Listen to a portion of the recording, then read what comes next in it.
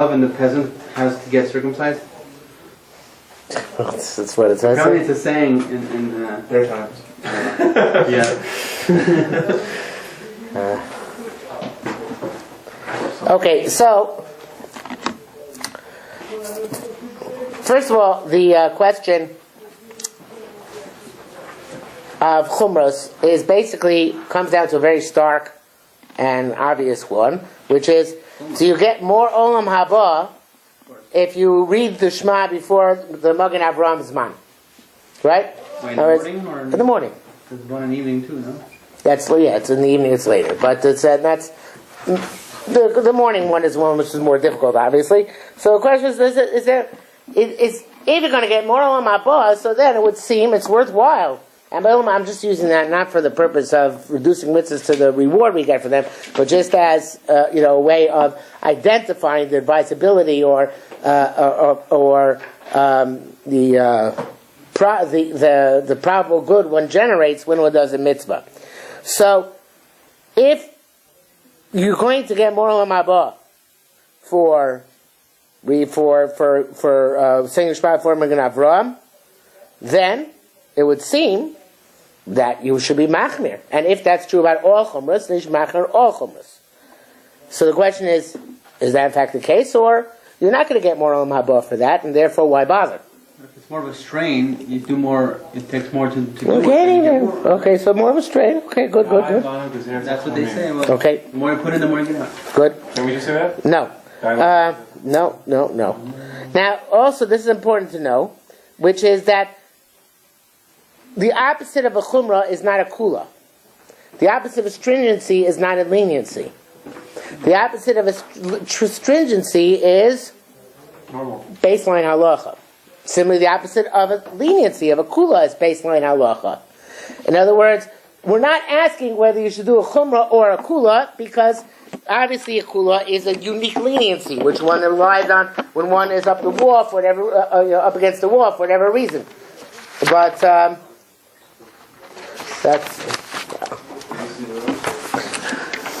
the question is whether one should be machmir more than the baseline. Okay? Now, certainly, you're not allowed to prohibit things arbitrarily. That's this famous Yerushalmi. Abelazar said, just as allowing that which is prohibited is forbidden, so prohibiting that which is allowed is also forbidden. Now, besides that, one other preliminary thing, actually two more preliminary things.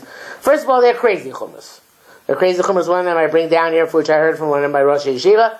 A guy said he's machmir never to close a bottle on Shabbos once he opens it, because he holds it's making an OL when you put the bottle top. Hasn't he already made it? What? Hasn't he already made it?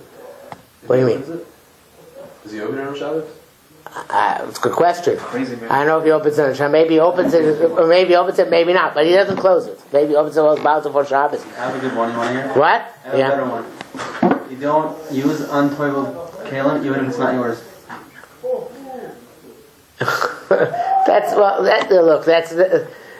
I think this one's better. I'm sorry. So in any event, so the Rosh Yeshiva asked him, he said, there's no basis in halacha for considering closing a bottle a form of making an OL. It's not an OL. So the guy answered, everybody has their chumras. This is my chumrah. So this makes a mockery of Jewish law. To just say, okay, this is my chumrah. My chumrah is I'm not going to step on any of the cracks in the floor. That's not a chumrah. That's silliness. So could be superstition. One would go to hell for such a thing? What? We have that. One would go to hell for such a thing? One would probably go to the great insane asylum in the sky. We have a minhag or something like that, I think. We make not step on the cracks? Something like that. We too? I think I heard something. Okay, which religion is this? I don't know. Actually, break it on his back if you do. Yeah. Something So, the other point to make is that there was a famous article, or infamous article, depending on your perspective, written a number of years ago by a fellow by the name of Dr. Chaim Soloveitchik, who's a professor, the great-grandson of the famous Reb Chaim Soloveitchik, a professor in Yeshiva University, Hebrew University, several places, in which he wanted to try and account for the ever-increasing number of chumras which we find today. just heard of a new one this past couple of days ago, that it's usher to participate in a Red Cross blood drive. Because you're giving blood to Goyim for free. And there's a prohibition of lo sachanem not to give free gifts to non-Jews. So this... Somebody actually said this. No, we get it. But is the concept real of not giving a free gift and going? Theoretically, yes, but to Ovdei Avodah Zarah specifically. Rabbi, even Sfardim held this way for a long time. What? Sfardim held this way for a long time. Say what?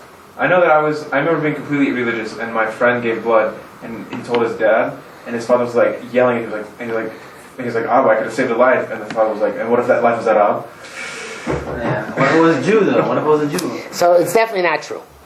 Because there's many reasons, including them, Ava, in other words, causing detestation of Jews, and Chul Hashem, right? And also, in addition, the Lo Sachanem only applies when you're giving a gift directly to somebody. You're not giving a gift directly to anybody.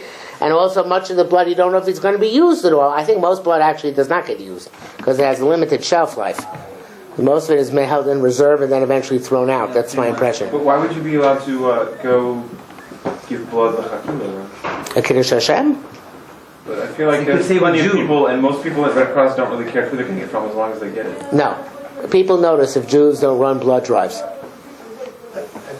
What? You run too? Yeah. Okay. In any event, it's not an appropriate chumrah. In this case, one should definitely seek to find why it should be mutter to give in order to be mekadosh Shem Shemayim. Now, I'm not saying, when I give blood, I almost faint. So I don't know why I have this reaction. But if you're able to, so certainly it's the right thing to do. Now, Rabbi Dr. Soloveitchik said, why are people more machmir nowadays than they ever were before? Says because in Europe, this is an 80-page article, 70, 80 pages, I'm summarizing it in two lines, but says in Europe, or earlier years in America, people demonstrated their devotion to God by more intensive religious activity, and also by more intensive, by kind of like stepping back and separating oneself from worldly pleasures. One second. Nowadays, we don't have this intense religious activity anymore. We don't have that type of bren, of fervor, which once existed. And in our communities, as we all know, there's no real value placed upon separating oneself from the pleasures of this world. Otherwise, most of Muncie wouldn't exist. So therefore, in lieu of that barometer, that gauge of a person's holiness, they had to come up with something else. So they came up with the notion of ever-increasing chumrah in halacha. Now, I don't buy this argument. I think it's a very flawed argument. I think that the chumras have to do with many other factors, but maybe there's an element of truth to what he's saying, that there are societal reasons why people adopt chumras and not real lishma reasons. But now we have to identify what lishma reasons are to be machmir. So I identify here 4 reasons to possibly machmir on an issue. 1 is based on halachic issues. 2 is based on Avas Hashem. 3 based on Yiras Hashem. 4 based on separation from Gashmias. Okay? Now, the example I give an example here, which people quibbled with when I gave this example, which was that the example of Chodesh, of not eating grain until it's unless it was harvested before the Korban Omer was brought, would have been brought, which is on the 16th day of Nisan. So when I wrote this, so some people said to me, well, Chodesh is, who says Chodesh is not baseline halacha? Maybe not to keep Chodesh is a kula. Why do I define keeping Chodesh as a Chumrah? It's a good question. So my answer is that whenever we see Am Yisrael, from Am Yisrael, conducting itself for the most part in a certain way, we have to assume that Hashem would not allow most of Am Yisrael to be wrong, in the sense that they were doing things which would consign them to the fires of hell, but rather that is the baseline halacha for whatever reason. We'll find a justification for it, for whatever reason. And there are that what might have been perceived to be halacha, that's a chumrah. And we have this Gemara says, Puch chazeh me'am advar. Right? Anytime you're not sure what the halacha is, go see what people are doing. And we have the way the Gemara puts in Psachim, Hanach lem l'Yisrael l'meinam neviim b'nei neviim. If the Jews are prophets, they are descendants of prophets, meaning they have an intuitive sense of what the halacha is. So, for many years of Klal Yisrael's history, Chodesh in Chutz La'aretz was considered to be the chumrah of very few people.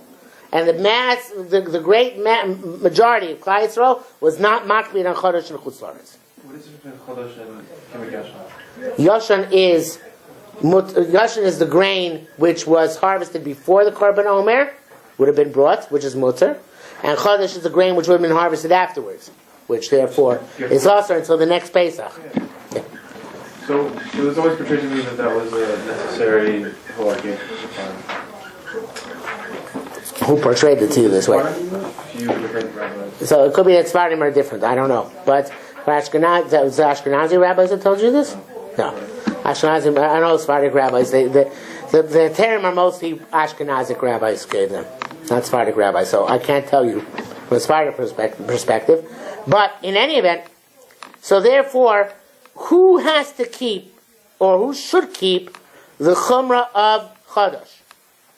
So, generally speaking, there are certain poskim who have come to the conclusion, based on their own analysis, that Chodesh is a requirement, is mandatory in Chutz La'aretz, disputing the pre-existing halachic trend.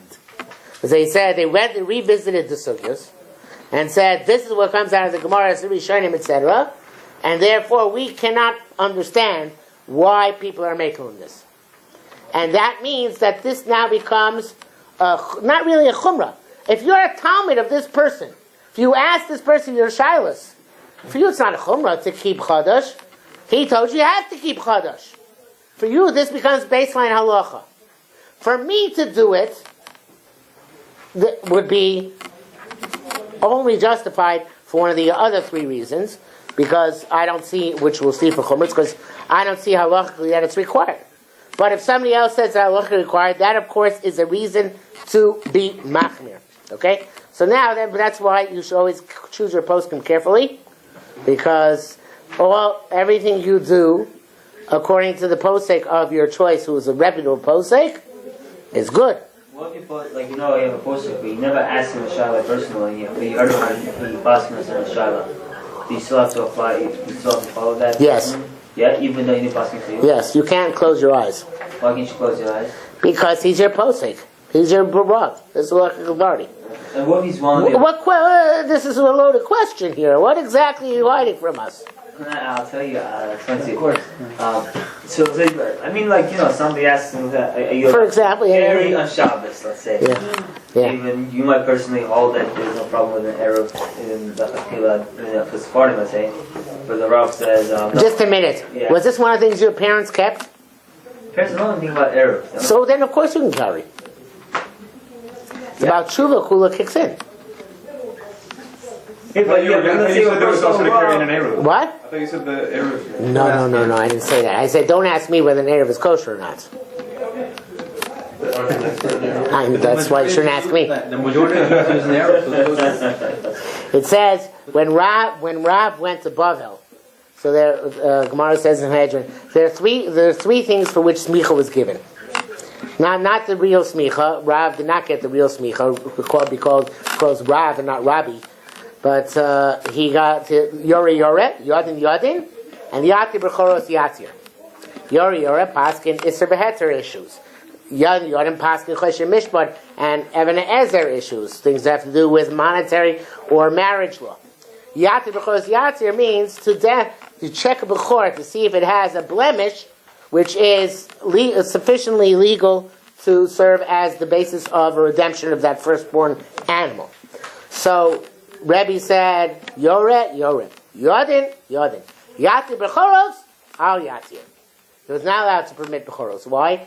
Because it says that Rav knew the halachos of B'choros. Rav spent 18 months studying among shepherds to know which blemishes are legitimate and permanent, which blemishes are temporary and therefore not legitimate. So he knew far too much. And he could be matir certain blemishes which other people would not understand why he was matir, and they'd be matir inappropriate blemishes because of their perception, their misunderstanding of what Rav was matir. Right? So here, sometimes knowing too much is a dangerous thing. So that's why, if I know a lot about Eruvin, so then sometimes, I'm not the right person to ask. But in any event, What? what? What if you have What is several it? rabbis? You have what? You have several rabbis that you bring shilohs to. You can't hold like all of them and everything they hold. Right? Why not? Because there will be conflicting. Well, that's why why did you put yourself in that situation? What do you mean? There are some policies like that. Somebody's policy is to ask shilas to everybody? No, you should have a specific rabbi for different shilah, meaning different categories of shilas, you have different categories of rabbis for. So if you have a rabbi that you could trust in kashrus, you know he's an expert in kashrus, so you ask him kashrus shilas. If somebody who is an expert on chinuch or something. That's true. If yes. But if you go to one rabbi for every shilah, maybe he knows something, but he doesn't know anything else.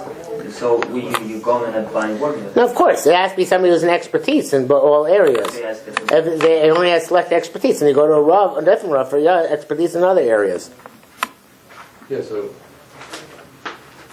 that's what I'm saying. His question was like, if you're a rabbi and he holds a certain way, you have to hold like him and everything. He also if he's your rabbi, your rav.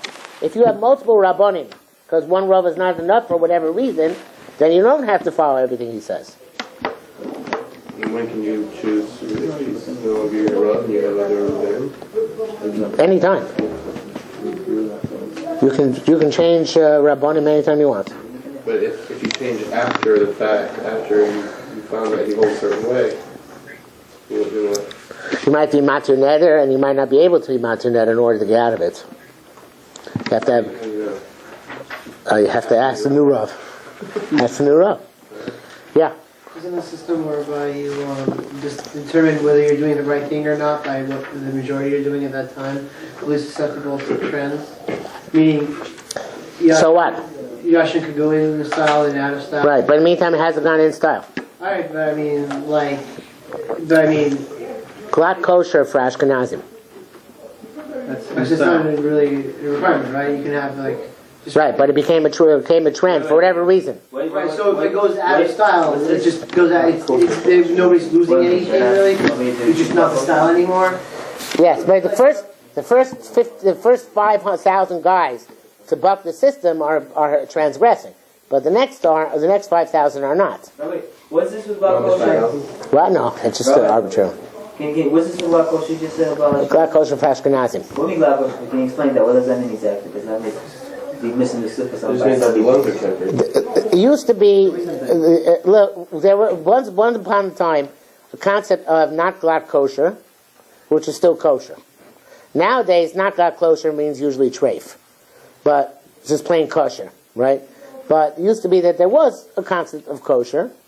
It's just that there was the issue with the lungs, how smooth they were, and how few adhesions and lesions and imperfections they had.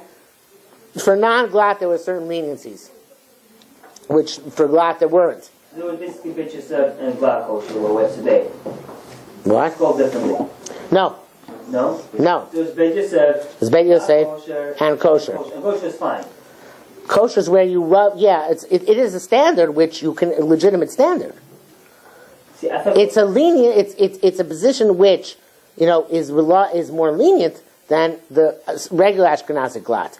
but there is basis for it. It's still kosher, still is there available still kosher? No, So even the kosher that is nowadays is not a halachically standard kosher. no, What is the So why is it called a kosher then? because it's meat is slaughtered by Jewish slaughterers. The fact that they're married to non-Jews or that they're Mechal Shabbos, that's what you're supposed to do. The slaughterers of meat. I mean, what you talking about? What? We're talking about the meat, no? So the meat is the The meat. slaughterers are the ones who make the meat kosher, right? No, but you can have, let's say, well, you understand that a lot of these, you have these, you give a cow shechting, right? And then you have... You have a what? A cow being shechted. They have 3 different hashgachas at the present, at the slaughtering of the cow. No! Yes! No! Yes! No, you don't understand. Wait, let me explain to you. First, No, but you're wrong. What? No. There's one shochet. There's one shot. I see there's more than one There's like shot. a Nobody's watching him. Nobody is watching him. Fine, nobody's watching. They checked his knife at the beginning of the day, but that's it. Fine. I say nobody's watching Mazel Tov. Regardless, after the meat is slaughtered and now it's opened up, but looking at the lungs and everything else. Only one guy checks the lungs. But at the end of the day, they pick and choose who's going to get what meat. Somebody says, okay, this is going to go to Ben Yosef, this is going to go to Glad kosher, this is going to go to Stam kosher. Or Yeah, you look at the lungs. No. This one is Beit Yosef. This one is. Yeah, so what's the problem? Okay, so I'm saying there are like 3 or 4 guys that each one says, okay, this is going to Ben Yosef. Where'd you get the 3 or 4 guys? All of a sudden you got from... One guy with Zarkan. It's one guy makes all those decisions. Okay, so... Wait, one guy decides this is going to be OU, this is going to be Starcade, this is going to be No, this one fits this. the same guy. Does it? Fine. Determines all the different. Well, that's interesting. This one fits these two. That's pretty interesting. Fine, so instead of having... So this guy has... You think the sands are so different? They're not that different. All right. Yeah. A lot of meat to that. What percentage of meat is spot kosher? Of all the It all depends. It fluctuates. But it's usually, if an animal is healthy, it's going to be glad. It used to be that animals... There are other shadows with animals today. But they pump them full of antibiotics and stuff. So most of them nowadays are healthy. They don't get these lung diseases, which cause these problems. every once in a while, out there eats an animal, I just want to really want squat. So that's Beis Yosef glad, which is completely lung is completely smooth. Ashkenazi glad... What do they do with that meat? What? They separate. What do you mean, what do they do with it? Lamb or is just Which meat? Beis Yosef? The meat that's not doesn't check out. Oh no, Beis Yosef is the one which checks out perfectly. No. You're talking about the animal which is completely trafe? Right. No, not completely trace, but just good enough for glot, but not good enough for Beis Yosef. So they sell it to Ashkenazim. Okay. They put it on the red tray. That might be. So my question, again, going back to my question was, you sing in the shul, and the rabbi is giving a drush, and then he says, and that's why Goyish music is awesome, or that's why you're not allowed to shave your armpits, and that's why you're not allowed to shave, right? What is this drush? What is going on here? There's obviously an inside joke of epic proportions here. How many people are in on this joke? That's why you're not. The first time I was ever in this class, we were talking about You want to say, Jonathan? Sure, remember this. Please don't cry. I'm saying, the rabbi brings some random stuff out, and he's just like, oh yeah, it's awesome, right? But you sort of like, yeah, you go to the shul, and sometimes you follow because talking, but you don't really. The fact that he darshans in shul doesn't make him your rav. And even if he darshans it, you can still say, go over to him and say, listen, Rabbi, between us, did you really mean that? And he'll say sometimes, perhaps, he'll say, for public consumption, I had to be more machmir. That happens. So, okay, what if you hear a gadol say Goyish music is also from this? A gadol or a posek? Either one. The Gadol, Wait, what's the difference? The Gedolim aren't just going to say that Goyish music is also, they're going to say that singing in front of mixed groups, even though there's a mechitza, is also. Yeah, so That's like the current thing. Most gadolim nowadays are Rosh Yeshiva, not poskim. I don't know, you hear Rosh Time on YouTube saying, How do you hear Rosh Yeshiva without also being a... Why have to be a poskim? Why be Rosh Yeshiva? I mean, good point. Good point. You have to be able to teach a shir in which you teach Pshat, and Gemara, Rashi, Tosfos, and a little bit of analysis and abstract thinking for your Rosh Yeshiva. I had a Rosh Yeshiva once who said, a Rebbe once who said, to be a Rosh Yeshiva nowadays, you have to know all the Rebbe Chanans on Ksubas. And if you want to be a Gadol Hador, you should also know the Rebbe Chanans on Yevamos. But that's all you have to know. That was the implication. So that's a cynical view, a very cynical view, but there is some element of truth to it. So okay, Gadol. But Goyish music is also. What? Yeah, I'm saying. So he comes on and says, Goyish music is also. So you listen to the shir, you're there. He's a Gadol. He's most people follow his opinion. I personally go up and ask him for his opinion in this matter. So how does that? So there's I see this series is going to take us a while. I learned a very, very big sword from Aaron Soloveitchik once. I'm not sure I agree with him about the specific example, but could be he is right about a specific example. The Rambam says it's also for women to learn Torah Sheba'al Peh, right? Women nowadays. What do you learn Rashi? What? You learn Rashi. Women do learn Torah Sheba'al Peh, right? Very often. Question is what the heter is. So I wanted to say that the heter was based on the concept of Aveira Lishma. In other words, sometimes one is allowed to do something which is not completely appropriate for the sake of heaven. What? Yes. For the sake of what? For the sake of heaven. He said no such thing. He said that even though the Rambam says usr, sometimes the word usr means despicable, repugnant, and inappropriate, but not forbidden. When somebody says it's usr to listen to Goyish music, sometimes what he means is it's despicable, repugnant, and inappropriate. Not that it is forbidden. Where's the difference between the two? You'll never know. Why do they? How do they delineate between the Let's say You have to have a sensitivity for it. You can sense it. I'm going to get off. I'm too sensitive for the shit. Why would they not make the distinction? What? Why would they not make the distinction? Yeah, why would they not delineate? Just like we call every good deed we do a mitzvah, right? We call everything which we shouldn't do an isser. It's just sloppiness of expression. Okay, the sloppiness is not exactly. If the person's a gun or if they're Rosh Sometimes they'll end up Hashanah, but say they'd be a little bit more guarded as to how they use their words. They know people are actually listening to them and sometimes taking them literally. I guess it's Maybe, but maybe, but that doesn't mean that the people necessarily do.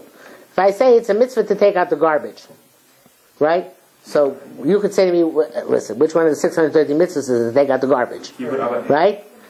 So kibbud avim, chesed. That perhaps if it's your own room and there'll be a seder and nikoyon is one of the midos for B'Sol Salon to promote it, right? It's not really a mitzvah to take out the garbage, but we call it a mitzvah. But it's not really a mitzvah. Right. But we call it mitzvah anyway, because that's where we speak. Because our language for something good to do, what's called in English a good deed, in Hebrew we call mitzvah. Is there a Hebrew word for this? Is there? Yeah. Yes, but not as popular. We spoke about this a couple weeks ago. Inyan, Kiyum, right?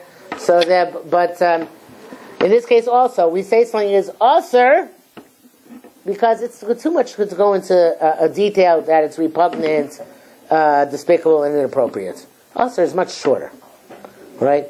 Much more to the point. Isn't there a problem for a rabbi to tell the congregation not to do something, and if they do it anyway, then he's over their Yeah. Okay, so what if he's saying something also because it's disgusting, not because it's prohibited, and people will misinterpret that, and they're just like, that's ridiculous, I'm not doing that. I mean, people are over transgressing just because of their misunderstanding. I just mentioned recently, I think, about the TV, the drasha. No, what's the two drasha? What? What's the two drasha? I once heard a distinguished rabbi in Monsey, give a beautiful drasha at the end of which he gave Musar. Musar he gave was all his congregants who live in one of the more affluent neighborhoods in Monsey should throw out their televisions. That's the dissolution. What? Was this an Erev Yom Kippur drasha? It was Shabbos Agano drasha. That's what they do. What do they do? Before Shabbos Agano, let's say Fire about and TV, brimstone. internet. Fire and brimstone. Hey, go through. You were talking about Shabbos Shuvah, not Shabbos Agano. Oh, this is for Passover. Yeah. What's the time with the hummus? Like, how is everything this evil? But it's the same thing anyway. Shabbos Shuvah. Now, the way I wrote this up once is, the Rav knew that these guys are not going to get rid of their televisions just because he said so. Well, why, man? The Kehila knew that the Rav knew that they're not going to get rid of their televisions. And the Rav knew that the Kehila knows that he knows that they're not going to get rid of their televisions. So it all becomes just an elaborate ritual. Farce. That's true, Rabbi. You have one BT over there. What? The congregants are. Yeah, but what in the case when the congregants don't know? Then the Rav has to be more careful. Rabbi, you could always have one BT over there, and he'll throw out his You could. Okay. Not this is about yeah. That you hold by makes a drasha or speech and says that uses a hard term. A ben Torah doesn't do this. It doesn't say it's usher. It doesn't say anything like that. And you hold by that person's opinion or that person's general halakhic view. Are you mechuyev to No. hold by that? No. So are you afraid when they say this, it's usher to X, Y, and Z? Again, it depends what he meant by usher. You can ask him to clarify that. You can go backstage afterwards and say, Rabbi, when you said it's usher to listen to non-Jewish music, did you mean it that way? It's forbidden, it's a law, or it's inadvisable, etc. Well, I can't just assume that you meant wherever you want them to assume and leave with that.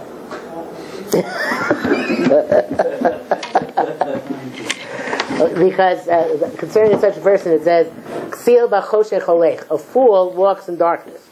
The pshat is not that he walks in darkness because he has no choice. The fool deliberately puts himself into darkness. So when we're speaking about despicable and halachically you shouldn't do it, when a Gal is saying that, where's the difference between the two? When I hear maybe a regular Rav say that, as I'm saying, it's everything despicable and something that's halachically binding around. But when a Gal says, is there such a big gap between the two? I don't understand what you're saying. Meaning, a regular person can say something is despicable, and so, well, that's your opinion, and he could say this is not, so maybe that's the halach, wherever it is. Listen, let's cut this short. When a gadol says the internet is awesome, Yeah. they don't mean the internet is awesome. Sometimes they mean that. They mean it's despicable, repugnant, dangerous, all of which is true, and it can lead to great trouble, etc., etc. They don't mean that it's a Maisa Isser to go to the internet. They're giving you very strong, good advice, but they're not telling you it's halachically So you're not forbidden. going to go, so every time you go on the internet, you're going to have an X mark in heaven for that. Right, it doesn't work that way. So what does the despicable thing mean in heaven? The despicable thing is you might get punished for not having watched yourself and protect yourself. You're not going to get punished for the act itself. So I mean, if that act leads you to sin, I don't like talking about it that way because the truth is the way we're supposed to look at it is how does it impact upon you, not how you're going to be punished or not punished. So I'm saying it impacts on you in the sense that you didn't take the safeguards which were rational to take. That makes you a more careless and irresponsible and unrefined person. okay, but if you think you know yourself and everyone else makes a mistake, but we think, well, I know myself, that's not going to... Okay, so that all this comes... It's not really being responsible. All this comes into the balance. The balance is a complex one. All these things come into the balance. Okay? Okay, so again, in terms of halachic issues, if your posting tells you this halacha, for people beyond your circle, right? Let's say Rav Yosef says to you, not just Rav Yosef, Shulchan Aruch says to you, you, Mr. Sfardi, have to get up every morning during Rosh Chodesh El to say Slichus, right? And so for you, this is halacha. It's not a chumrah. This is halacha. For me, this would be one of the chumras I would never take on in a million years. Right. I know you guys keep telling me that, but I don't believe it. Come just a few days. You don't have to take this as a cultural observance, not as a What? They weren't saying that in Elul. Yeah, we were. You said it in I said it Elul. in When you guys were like, oh my God, next week is Rosh Hashanah, I don't know what to do. Like, we were like, I know what to do. We're respecting this a long I time. was actually asleep most of the time. When I first when I went to Israel to learn when I was 16 years old, after 11th grade. So I was in high school. I was used to sleeping 7 hours a night. When I got to Eretz Yisrael, I came late to yeshiva because my brother's bar mitzvah was in the middle of Elul. So when I got there, there was no room in the dorm. And this is in the Shalvim. They were open, just about to open a new dorm, but it wasn't open yet. So people were all, in all sorts of crazy spaces. So they put me in a bomb shelter together with all the guys who were like the third-year base mentors already, fourth-year base mentors. And they went to sleep very late. I was not used to this. My diving was at 6:30 in the morning. So to go to sleep after 11 was very hard for me. But they were coming like at 1 in the morning. And then above the bomb shelter, this is why the story is relevant, above the bomb shelter was the room in which the Sfardim said Slichas. And they said Slichas at 5 in the morning. So here I was getting it at night and in the morning. So I called my parents, and calling Chutz La'aretz in the 70s was a big deal. You didn't call, it's not like today. So, and I said, I you don't have to come home. I can't take it. Can I come home? It's too much for me. So, yeah, they were kind of taken by surprise. I said, yeah, actually, you have to come home. We have to come home. So I decided, you know what, once I'm here, it's torture, but I'll stick it out to Sukkot, see what happens. So then I ended up staying for 3 years. But the point is that that Sephardi Slichus is indelibly impressed on my memory as one of the traumatic incidents in my life. So forgive my prejudice. And if it's Ashkenazi, Mela, but the Sephardim, they sing. Yeah, we're doing the whole thing. Yeah. Nice. Yeah, it's fun for you. Yeah, nice for you guys. So, okay. That's the first area of Chumrah. Okay? What is Lebedik mean, by the way? Alive. Leben is life. So Lebedik means alive. What? Lively. Yeah. Lively. That's a better word. Lively. Okay, so the next reason in Meir Machlin, which is the next page, there are really two chumras, two reasons in Meir Machlin which come together, which are out of Yiras Hashem or Avas Hashem.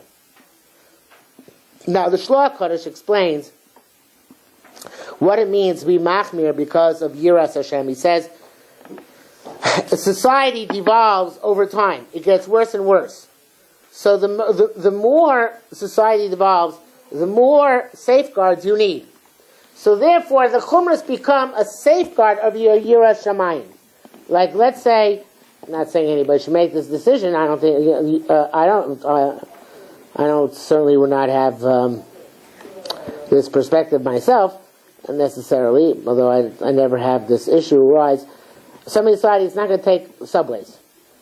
Because subways, women are dressed unsneistic in the summer, let's say, right? And it's too big in Israel. Just stay home then. So, whatever. So this would be a chumrah because of Yiras Shamayim, right? Because he's afraid of his spirituality, and since he's afraid of spirituality, he's taking steps to try and safeguard his spirituality. That's a chumrah out of Yira. Very different chumrah than I'm never going to open a bottle cap or open a can. It is a very different chumrah, right? It's like a very different category completely. I said there are 4 different categories. Yeah, no, but this year category, no, but I would think that not opening a can on Shabbat would also be a year Shemayim somewhat. No, because you want to. It's a halachic issue. I don't believe anybody doesn't open the can of Yiras Shamayim. They do it because they think the halacha is they're not allowed to open the can. Yeah, maybe there could be there's some people who do it for that reason. Maybe you're right. Since it's already on there, it is a cap, correct? Yeah. But I think this year category is very dangerous to just let people loose in because people can be crazy quite easily. I've noticed in life. Well, see, there are people. That's true. There are people who are machmir because they are OCD. Or they just have a propensity to be crazy. Everybody knows what OCD is. What? I think everybody has it. Everybody has it. So I mean, they a person who puts on, in my opinion, although I know that some Hasidim are makbid in this, But a person who puts on a hat for every bracha they make is suffering from OCD. That's my... I'm with you. You said it, not me. So... But for benching is fine? For benching, yes. For benching, halacha brings down benching, and it brings down davening. Even that, Bisman Hazeh, you're not chayav to do it. You guys know that I won't put on a hat for benching, right? Because it's not there covered anymore. People don't. So you know, what reason you're supposed to put on a hat for benching? What makes it there common or not? The general population. In America or in Israel? Or everywhere? Either one, wherever you live. I know it's generally not. People don't even own hats anymore. You think the president? You think Obama owns a fedora? But the yeshiva world owns that. But but that's not what dictates it. Dick Cheney went to President Obama's inauguration. He wore a regular fedora hat. No, he wore a No way. Borsellino. Borsalino? No Look at the way. pictures. He was rolling around in a wheelchair wearing a Borsellino. Wheelchair. Yeah, but he's the only one though. Only Jews and blacks wear Borsalinos. And Dick Cheney. He just Okay. got out of surgery and wanted to wear a hat. Jews and blacks wear Borsalinos. The difference is that the Jews no longer wear feathers in their Borsalinos and the blacks do. Which blacks You know, I was growing up, we all used to wear feathers in hats. God, serious? It's coming.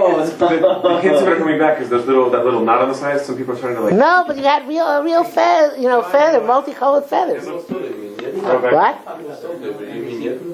Yeah. And people do it and they take it out because it looks so down. Yeah, who? Why? Well, everybody wore feathers in their hat. And then they stopped wearing feathers. They wore. Stock of feather in his car. Then after the feathers went away, I don't know if I ever had a feather myself. I think at the very beginning I did. I bought my first hat when I was 17. But also that they had, the first hat I had bought didn't have a regular ribbon. It had like a braided material. It was like with braided felt with a buckle on the side. 70s were rough. Right? So, yes. It looked like a belt. It looked like a very mod kind of belt on your hat. Those are the days. Nothing like the 70s. What? It's like a pilgrim hat. Yeah, it was kind of, but it was like what do they call it? Sounds like the 70s. The ribbon was like what do they call it? Those things when people put those plastic strips together. Lanyard. Looked like a lanyard. So What was the era of this? I wanted the 70s? 1970s. Yeah. I wanted the deer tail. The deer tail. Anyway, so then later on, for many years, I wore a hat pin in my hat. That was also stylish for a long time. What is that? A hat pin. It's a pin which has. A buckle like the. No, it's a pin. It's like a stick-in pin, which has like a fake pearl. Only it's got plastic at the It's like end. the Mashiach pins that they put. That's a. Right, so that's kind of like similar, but this was just a plain plastic fake pearl. So in any event, so to wear a hat nowadays, to wear a hat for anything nowadays is a chumrah. Wear a hat for davening is a chumrah. It's a nice chumrah if you want to express your Yiras Shamayim. That if you're doing it in order to increase your Yiras Shamayim or demonstrate Avas Hashem. Or, the reason most people do it, who are doing it for the right reason, is to affiliate with the society, to wear the uniform. Somebody told a rabbi What? told me it was halacha. It's not halacha. It's 2 layers. A rabbi told me it was It's not halacha. halacha. Black hat. It's a lock to have not a black at least hat. 50% of your head covered. It doesn't have anything to do with Even that, many posts can wear a makel on. Many posts can wear a makel. Moshe Feinstein's makel on it. What's the halacha? What? More hat. Well, no hat based on what? Because the reason for a hat is because of derech kavod. And bisman hazeh, nobody wears a hat out of kavod. it. doesn't have anything to do with two coverings. No, there's 2 covering things. It's a mistake. It doesn't exist. Many rabbis, including on the Baba's, that you have to wear a hat of some sort. Like it doesn't have to be like a black hat. No, You Rabbi, have to wear like a kippah. So I'm telling you, there is no halakhic requirement to wear a hat. What? That there's an Indian of wearing something new to davening, something special for davening. I mean, Well, that was whether something you else. dress That was a different regularly, Yeah, you should. put something for davening. Yeah, it's brought down. You should not daven. When I was a good boy, when I was younger, I was makbid on this. You should not daven in the same yarmulke in which you sleep. Really? That's also true. And that's why they always have. Traditionally, your Jews have shlof keppels. The sleeping. Sleep in a yarmulke. You know, it's an Indian. What? It's a chumrah sleeping yarmulke. It's not like a makumi. It's about Some people wear yarmulkes which have straps on them. That's a little too much, no? So, in any event, what I want to say about that. Oh yeah, so it's brought. The reason Tzitz Eliezer brings down that the reason some people wear a hat, the two covering thing, is based on a ma'aseh which happened in Tzfat when Rabbi Yisrael Najara, the author of Koribon, was singing Zmiros, and the Arizal sent him a message that he is in danger of dying imminently because the Malachim are very upset at him that he was singing such holy Zmiros without a hat on. Just that. Now, it doesn't say what he was wearing. Let us assume he was wearing a yarmulke. So some people understand that to mean that he was supposed to have two coverings on. But it's not he was supposed to have two coverings. It means that he was not, however he was sitting, was not considered to be sufficiently dignified. And therefore, they told him to put on a hat. But in the good old days of Litvaks, whenever they used to put on a hat, they would take their yarmulke and fold it in their pockets. Some people still do that. I thought Koribon was written by Yochadetz or something. No. Which was written by Yochadetz? It's written by Yisrael Najara. No, but then what song was Yochadetz? There's in Daniel, it says he started praising Hashem. Yes. And then the Malach came and stopped him. It's a Koribon, is that? No, it's not Koribon. So Yeah. Yes! So what song was he singing then? I don't remember. You have to look in Daniel. I don't remember. Gemara Tzaned speaks about it. All right, we're gonna have to stop here for tonight. Do you want to give me? Do you want to give me this to take back, and I'll bring it back on Monday? Or you want to keep it yourself? No. The sheets. I'd rather give it to you. We bring it back tomorrow night. What? I'd rather we bring it back tomorrow night. We have share. No, there's a shear Thursday night. There's regular shear. inauguration.